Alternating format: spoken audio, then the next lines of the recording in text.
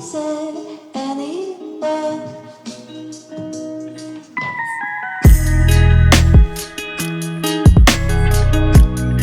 Hello there, Tamara here, and welcome to the Loft. Today, I have an exciting guest with us. His name is Richard Sutton. We were co-workers back in the day at a financial institution in Philadelphia, PA. How are you doing tonight, my friend? I am fine. I am fine, fine. What's going on with you?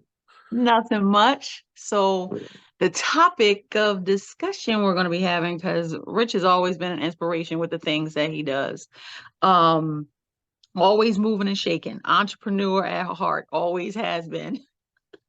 Um, so tonight we're going to be talking about success and overcoming stereotypes and labeling.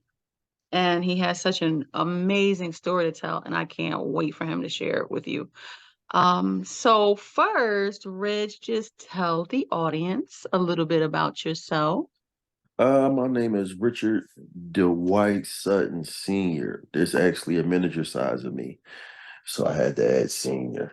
But I'm good. I'm just me. You know what I'm saying? Educator, teacher, speaker, um, all around just chill dude, I guess. I don't know. Father. Yeah. Um, that's my number one priority. Being a father. trying to Oh, be as trying to be as dope as possible. You know what I mean? mhm. But the shit don't come with no instructions, so you just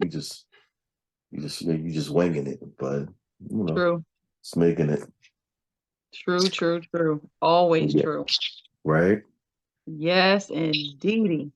So, to get into the topic of discussion, which I'm sure the audience is looking forward to hearing, like, how old were you? What grade when they had first diagnosed you with a learning disability?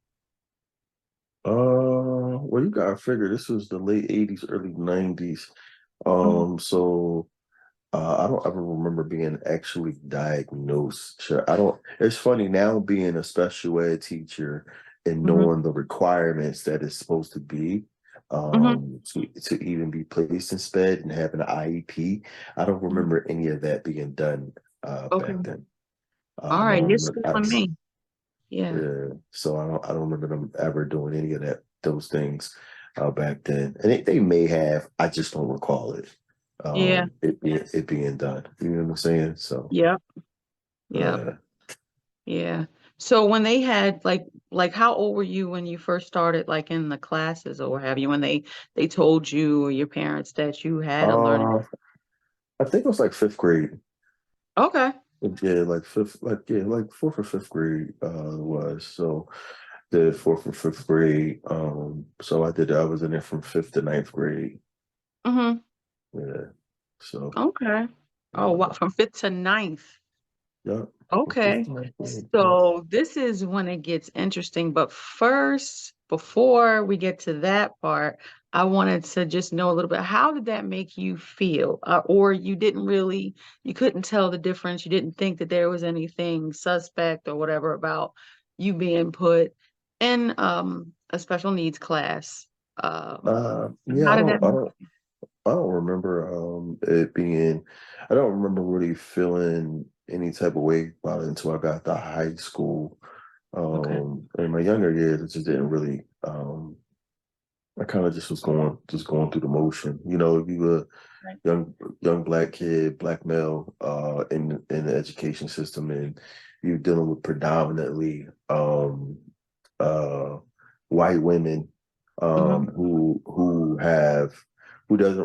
don't really have the capability to always relate and connect to young black males.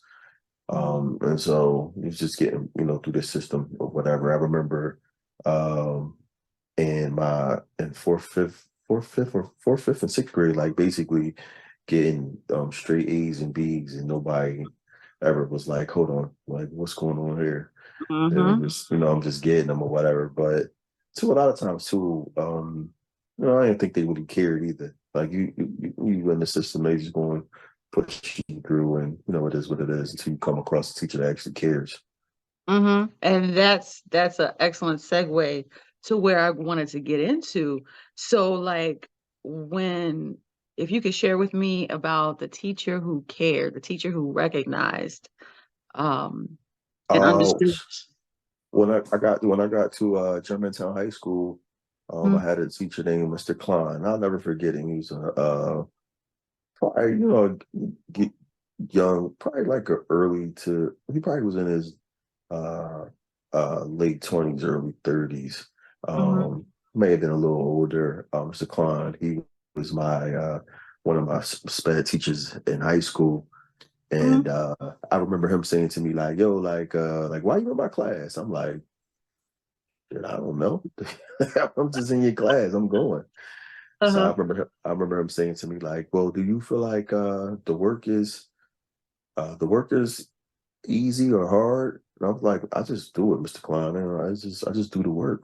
And I remember him, he had like a reddish beard. And I Mhm. remember him kind of like folded his arms and kind of like was picking with his beard. And he was just like he's like, all right, cool. He said, give me 2 weeks. And I'm like, 2 weeks for what? He was like, don't worry about it. Go ahead, go into class. Love it.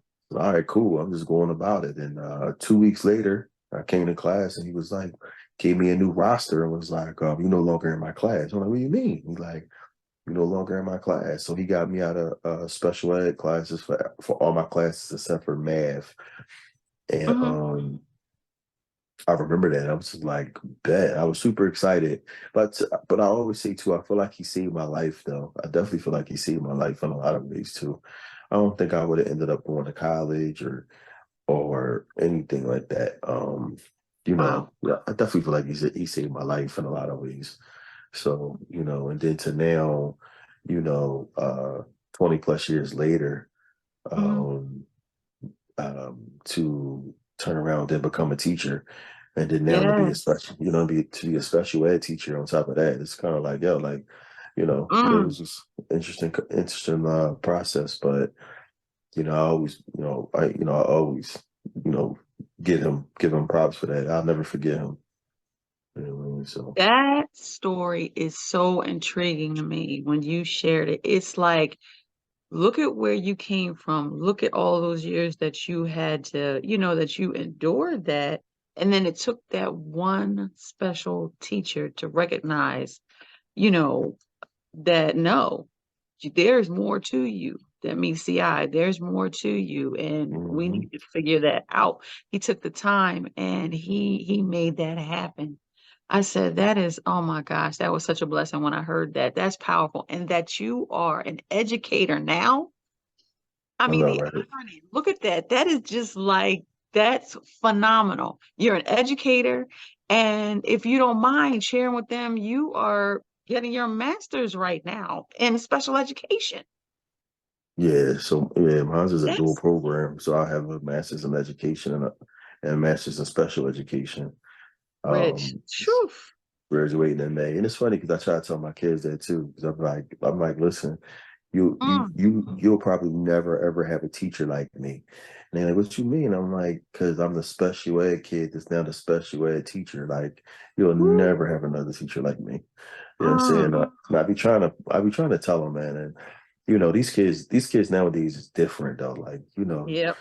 but I just kind of constantly kind of push the narrative to them. Like, listen, your biggest limitations are you. You know what I mean? Mhm, I got a mirror in my classroom, and it's my I call it the self talk mirror.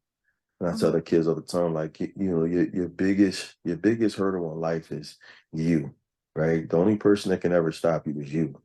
So if you get in your own way, then you'll stop you. But can't nobody actually stop you but you. You know what I mean? So I try to tell them that all the time. But for me, it's kind of like plant the seed.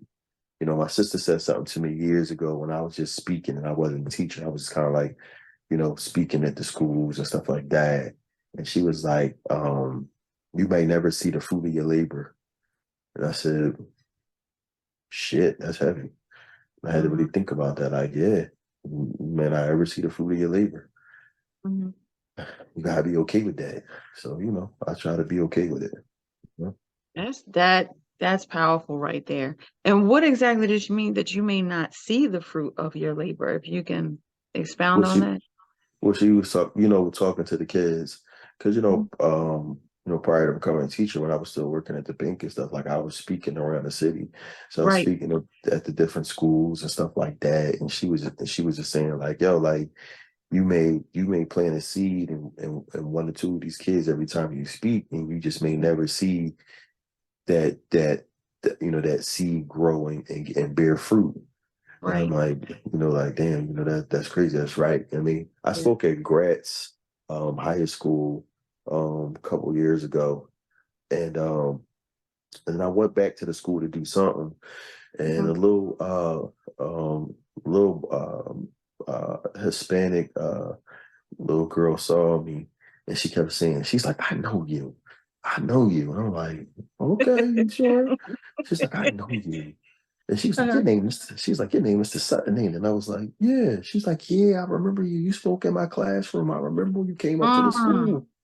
I was like, mhm. oh, okay, cool. Like, I mean, she made my day and whatever. So, and it just every time, and any of that stuff happened, even with this teaching thing, I hear my sister in the back of my mind saying, you may never see the seeds you planted. You may never see that tree bear fruit. I'm like, Right. yeah, but you gotta be okay with that too, though.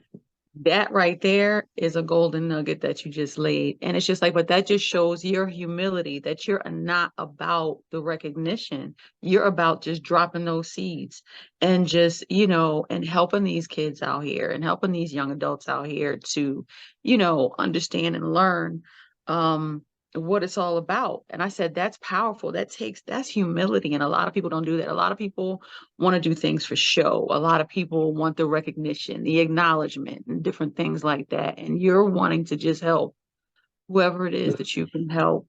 And it's just like whether you know about it or not. And that shows your integrity. That shows the awesome man that you are and that, you're fulfilling your purpose. And that's powerful right there. And I thank you for being so transparent and sharing that because you've been through so much. And I'm looking forward to having you back on the show to talk about the other part because, Mr. Sutton here wrote a book and it was a very good book. It was a powerful book. And it's just like at another time, we're going to have him back to do that. But in the meantime, in conclusion, I would love for you to share some inspiring words because you constantly inspire me with your stories. And I know that you'll do the same for those who are listening. Like, do you have any like advice or you have any points of reference um, that they can have? You said point. He said, no, I don't know. No, no. I just feel like, sometimes I think, life is about, the choices and the moves that we decide to make, and don't allow anybody to destroy your happiness, however that looks for you, at the end of the Mhm. day. You know what I'm saying? At the end of the day, this story is constantly being written. You know what I mean? And Right. sometimes in the story, you can't always pull the eraser out and change it, right? You got to just keep writing. I think that's the thing about life, right? We don't have the ability to go back and erase anything. But what we forget is if we'll erase who we become, because our Mhm. trials and our tribulations is the path to who we need to become.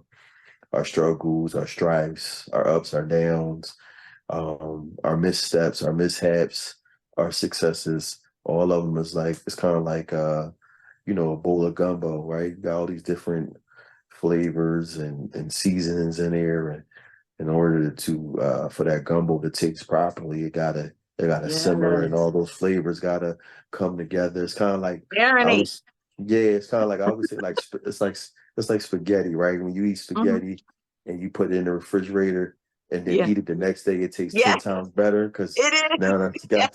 got to Yes. marinate. I feel like that's how life is, man. We I gotta love it. just I love we it. gotta just like push through and allow our stripes and struggles to marinate, you know what I'm saying? Because it's a part of our picture, it's a part of our growth and who we become, you know what I mean, as human beings. So even the things that we think shouldn't be a part of our lives had to be a part of. And I feel like Right. nobody comes into your life haphazardly. Everybody come into your life, for because they were supposed to, whether it be for a season, a reason, or a lifetime. The only mistake, Amen. only misstep we always make is we try to make seasonal people lifetimers, and they're not. You know what I'm saying? They just supposed to be Yes. seasons. And then once they Yes. once they season is done, it's like, chuck up the deuces. It's been great. Yeah. You know what I'm saying? I mean, It's that's been it. great. Yeah, yeah. So That's it. That is uh, it. That was so powerful. Again, I am like I said, you inspire me, and I'm sure you've inspired others with your story. And I just want to thank you for your transparency. And I just know that greatness awaits you. I like to say there's so many things that you are going to be propelled to do because of the seeds that you've sown, and and you helping others, and just your heart within itself is going to just propel you into your destiny. And so I thank you again, and it's an absolute pleasure talking to you as always. I appreciate it. I appreciate it. Of I definitely course. appreciate it. Of course. Okay, all. And so I would just like to say, I'm going to leave you with a few encouraging words. Well, actually, before I go there, what we're going to do is down in the description or in the comments, we will have some information if you want to reach out to Mr. Sutton. If, to ask any further questions, we'll have some contact information for him, or even if you want him to speak at any engagements that you have or schools or anything like that. Let us know, and I'll make sure to have that information for you. If that's all right with you, Rich.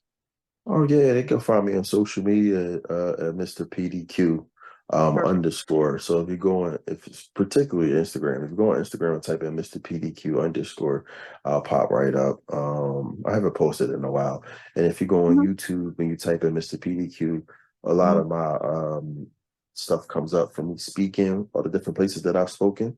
mhm. From Connecticut to Chicago to Memphis, Tennessee, Washington, DC, Harrisburg, PA, just to name a few. So that's up there if you go on YouTube and type me in. So I'm not hard to find. All right, fantastic. And I'm gonna make sure they find you too in my down below. I'm around, definitely around. Right. And this comes to the conclusion of our show this evening. And we'd like to thank you for joining us. And we thank Richard Sutton for being our guest on this evening as well. And I just want to leave you with a few encouraging words. Remember to hold on to your dream and with unwavering faith, continue to pursue and live it.